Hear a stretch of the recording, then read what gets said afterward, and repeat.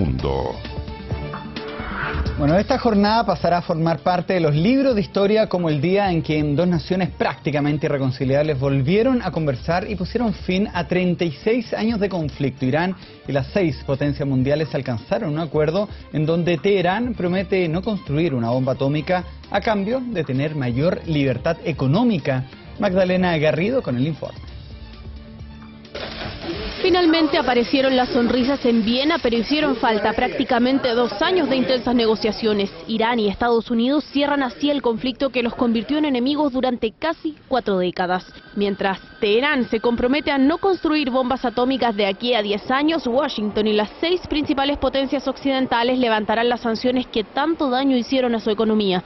Ahora, Irán podría transformarse en el segundo mayor productor de petróleo en Medio Oriente con más de 3.700 millones de barriles al día, amenazando así el liderazgo de Arabia Saudita. El resto de países puede entrar, Irán puede significar aumentos de producción, aumentos de productividad, y eso podría significar entonces un aumento de la oferta que debería llevar a una baja en los precios. Repercusiones económicas, pero también políticas. Israel ya manifestó su molestia por la alianza con una nación a la que acusa de financiar a Hamás en Palestina y a Hezbollah en el Líbano. Cuando uno está dispuesto a llegar a un acuerdo a cualquier precio, este es el resultado. Ya podemos inferir que este acuerdo es un error histórico. Y si hablamos de histórico, vaya que lo es, porque las tensiones entre Irán y Estados Unidos se remontan a 1979, cuando la Casa Blanca rompió relaciones poco después del asalto a su embajada en Teherán. La tensión se agravó aún más con el empeño iraní de convertirse en una potencia nuclear y que en 2006 le costó las primeras sanciones bajo el amparo de Naciones Unidas. No fue hasta la llegada de Barack Obama al poder cuando Estados Unidos buscó el acercamiento con su irreconciliable enemigo. Creo firmemente que nuestro interés en la seguridad nacional depende de evitar que Irán obtenga armas nucleares. Sin un acuerdo hay una mayor probabilidad de guerra en Medio Oriente. Gracias a nuestra resistencia, la República Islámica de Irán encontró finalmente un punto de encuentro. Encuentro que obliga a Irán a modificar sus reactores, eliminar el uranio ya enriquecido y someterse a una estricta vigilancia internacional. Además, el ingreso de armas va a estar controlado al menos durante los próximos 5 años. Tanto el Parlamento iraní como el Congreso de Estados Unidos deben revisar el acuerdo y puede que la mayoría republicana lo rechace, pero Barack Obama ya advirtió que podrá hacer uso del veto para así hacer realidad uno de los hitos más importantes en política exterior de los últimos años.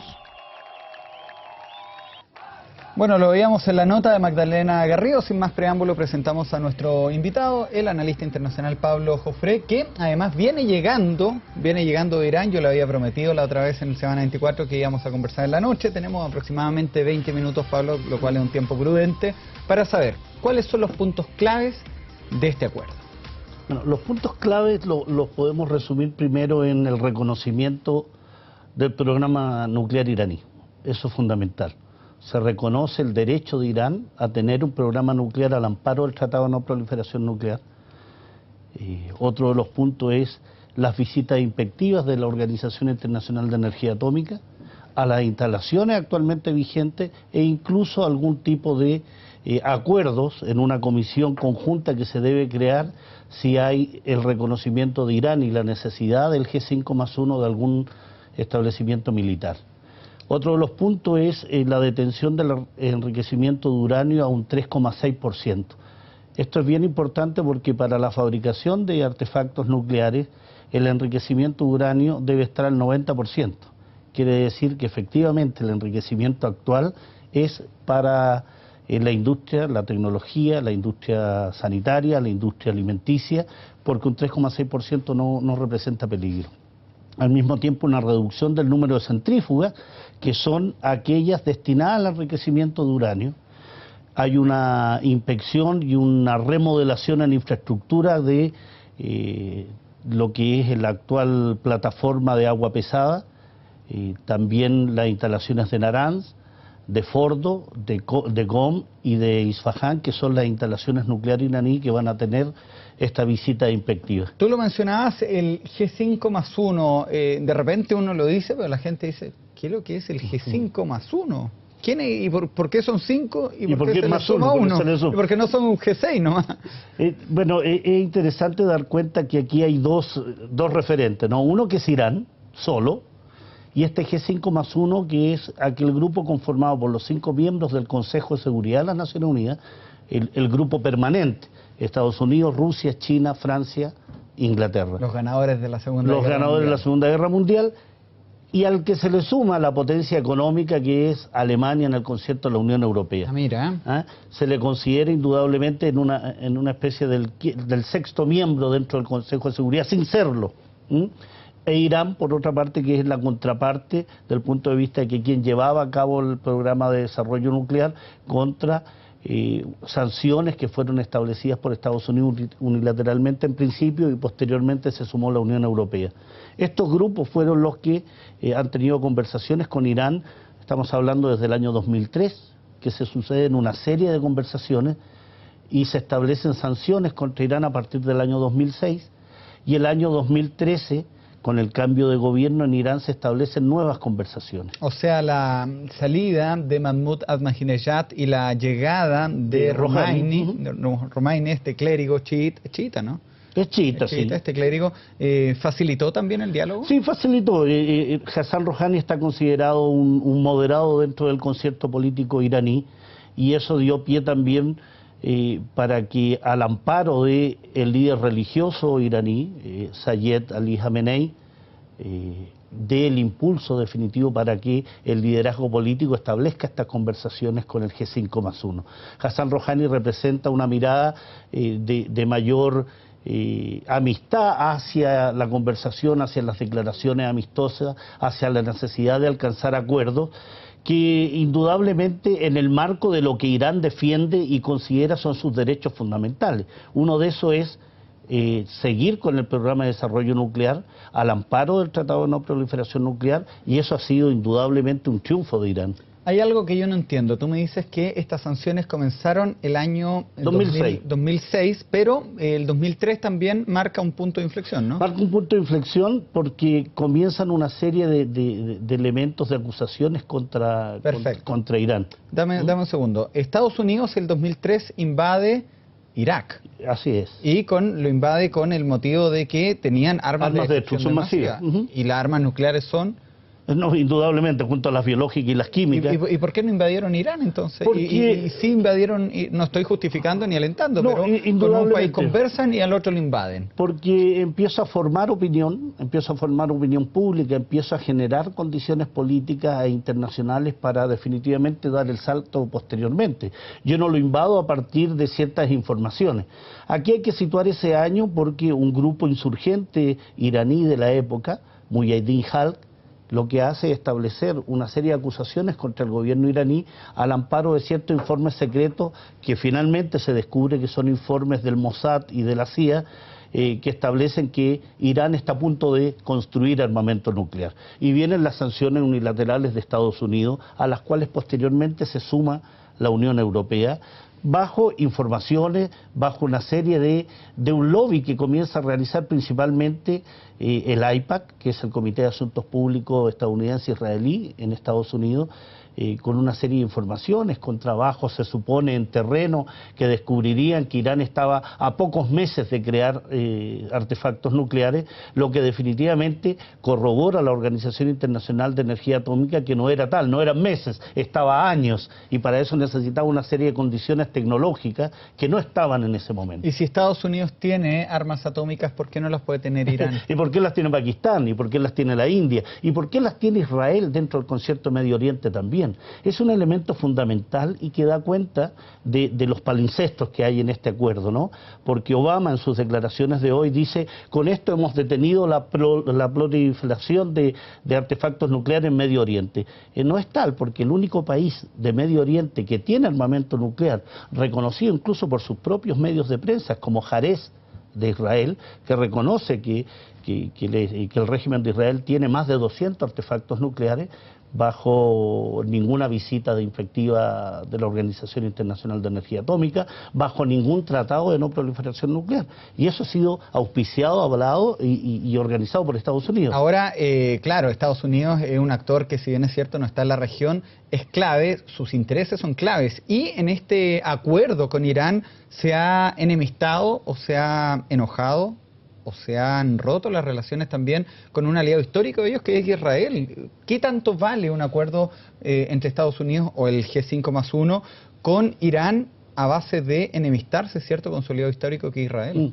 Es lo que se viene ahora, ¿no? Porque una cosa es que tú firmes acuerdos de este estilo, donde Zarif, el canciller iraní, Mogherini, la encargada de Asuntos Exteriores y Política de Seguridad de la Unión Europea, salen y declaran de que se ha llegado a un acuerdo, a lo cual se suma Lavrov de Rusia, el ministro de Relaciones Exteriores francés, donde sale John Kerry también avalando todos estos acuerdos, pero lo que viene ahora es una situación compleja y difícil en Estados Unidos principalmente. Debe ser ratificado. Y eso implica que lo más probable es que tenga que usar el veto Barack Obama, porque hay una Cámara de Representantes y un Senado de mayoría republicana. Y indudablemente va a estar ceñido a una negativa. Y además vienen todas las presiones de Israel, todas las presiones del lobby sionista en Estados Unidos, y eso va a ser muy duro para Barack Obama en su último año y medio de gestión. Me dicen también a través de las redes sociales que Israel jamás ha amenazado con usar este arsenal nuclear para destruir a nadie. Es disuasivo, me dice Frida Kahlo a través de las redes sociales. ¿Cuál es tu opinión? O sea, cuando tú hablas de que es disuasivo, indudablemente ese lenguaje es militar, ¿no? Yo no estoy amenazando a nadie con el armamento nuclear, lo tengo solo para defenderme. Pero si tú tienes en la región que de 17 países en Medio Oriente, solo uno posee armamento nuclear, no necesito amenazar a nadie. No necesito dar cuenta, solo ahí está el armamento nuclear. Irán no tiene armamento nuclear, Irán no ha tenido armamento nuclear. Irán lo que tiene es un programa de desarrollo nuclear a partir de las propias condiciones que establece el Tratado de No Proliferación Nuclear, que lo avala, le da el derecho, y lo que ha pasado aquí es un movimiento y un conflicto geopolítico en la zona, donde hay un objetivo mayor a esto, ¿no? Hay un objetivo que es cercar a Irán, por lo que significa Irán en el concierto medio oriental. Es un país de 80 millones de habitantes, es un país con una tremenda potencia hidrocarburífera, es un país económicamente enorme para la región y tiene grandes enemigos en la zona, sin duda Arabia Saudita, Israel y Turquía, y que son aliados de Estados Unidos en la zona. Entonces, el hablar, como dice el televidente, de disuasivo, es el argumento típico de aquellos que poseen el armamento nuclear, ¿no? Claro. A ver, Pablo, tú estuviste en Teherán hace, ¿qué?, un mes atrás. Estuviste viendo este país que también es bien misterioso, entre comillas, para nosotros los occidentales. Uno piensa que aún está en la Edad Media, ¿no? En el año de la Edad Media o en la 78 en la revolución de los ayatolás. El Irán de hoy, ¿cómo se viven también tú que conversaste con Es un Irán moderno, es un Irán que sorprende, ¿no? Yo creo que desmitifica mucho, es un Irán que tiene a pesar de las sanciones, los analistas internacionales consideran que las sanciones contra Irán son de las sanciones más severas que sufre un país. ¿Desde cuándo está siendo sancionado Desde Irán? el 2006. Tú me lo dijiste. Estamos hablando de retención de fondos, de retención del punto de vista de fondos congelados en bancos extranjeros, la no posibilidad de exportar gas ni petróleo. ¿Era casi un embargo como el de Cuba? Yo te diría que peor que el de Cuba, ¿no? Porque si tú consideras que Cuba lograba mantener relaciones económicas con lo que era el antiguo campo socialista, era cambiar un sistema por otro. Lo que pasa con Cuba es posterior a la caída del campo socialista, que viene todo el periodo especial en tiempos de paz, donde la industria cubana se viene abajo. Pero aquí estamos hablando de la Unión Europea, Estados Unidos, y todo lo que significa que estos países embarguen a un país y lo sancionen, donde no hay posibilidad alguna de ir en contra. O sea, ¿qué posibilidad tienen los países que no tienen el poder de estos otros de poder establecer relaciones con Irán? Y a pesar de eso, Irán tiene un desarrollo tecnológico que le ha permitido, y esto es una muestra clara de que en la medida que tú estableces diálogo, que estableces amistad, que estableces posibilidades de dialogar, puedes llegar a acuerdos como estos. Cuando Irán estuvo más sancionado, estuvo más bloqueado y estuvo más embargado, desarrolló más centrífugas, enriqueció más uranio, reconocido públicamente por el propio Estado iraní. Cuando se allegaron a conversar con Irán, los ofrecimientos de Irán fueron disminuir el enriquecimiento de plutonio y uranio, disminuir el número de centrífugas y al mismo tiempo permitir las visitas inspectivas. Entonces, insisto con este tuitero, ¿no? Cuando tú tienes un programa nuclear como el que tiene Israel, que tiene artefactos nucleares, que no tiene visitas inspectivas, que no es firmante el Tratado de No Proliferación Nuclear, el que está cumpliendo ahí no es Israel, es Irán. Ahora, Estados Unidos no toda la vida ha estado enemistado con Irán. De hecho, estuvieron muy cerca cuando estaba, cierto, el Shah de Irán hasta el año 78. Era un país que, de hecho, la revolución islámica del 78 se origina justamente porque los iraníes decían que se estaba occidentalizando este país, que era una marioneta de los Estados Unidos, y lo sacan de plano. Por eso se considera histórico y es muy interesante lo que dice Cristian, porque el año 53 Estados Unidos participa en el derrocamiento de un gobierno en Irán y lo que hace es desarrollar la amistad con la dinastía Pahlavi, que es la dinastía del Shah Reza Pahlavi, es de esa dinastía, una dinastía monárquica, y desarrolla, por tanto, relaciones amistosas con esa monarquía entre el año 53 y el año 79. Y es muy interesante porque el año 53, bajo Eisenhower, comienza todo el proceso de traspaso, de transferencia tecnológica a Irán para desarrollar su programa nuclear.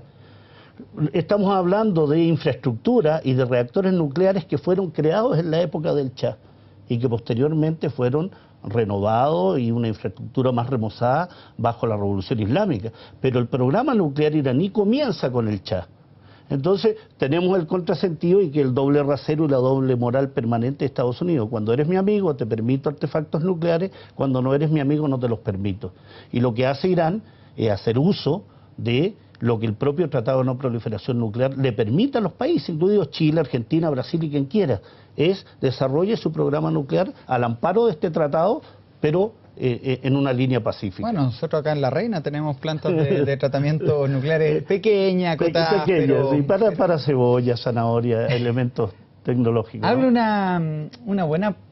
abre una puerta interesante o un buen legado Obama también restableciendo las relaciones diplomáticas con Cuba, arreglando, ¿cierto?, esta enemistad histórica desde el 78 a la fecha con Irán, una política exterior, ¿cierto?, de puerta abierta. Se la jugó, yo creo que Barack Obama se la jugó. ¿Él fue el artífice de este acuerdo? No, yo creo que ahí es parte, es componente, se la jugó. Porque yo veía a Kerry en la reunión sin duda. esto fue 4 de la mañana, son temas que a uno le interesan. Y Kerry, si uno tiene un antecedente de lo que ha sido el papel de John Kerry en estas conversaciones, se da cuenta que fue un tipo que se involucró en las conversaciones, que tuvo una opinión siempre más allá de la administración norteamericana. Mira. Se la jugó por el diálogo, se la jugó por la confianza, incluso en el seno de una administración dominada por los republicanos que transmitían permanentemente que el mejor acuerdo que se podía tener con Irán era simplemente bombardearlo. Eso es lo que sostenían legisladores, por ejemplo, del estado de Texas.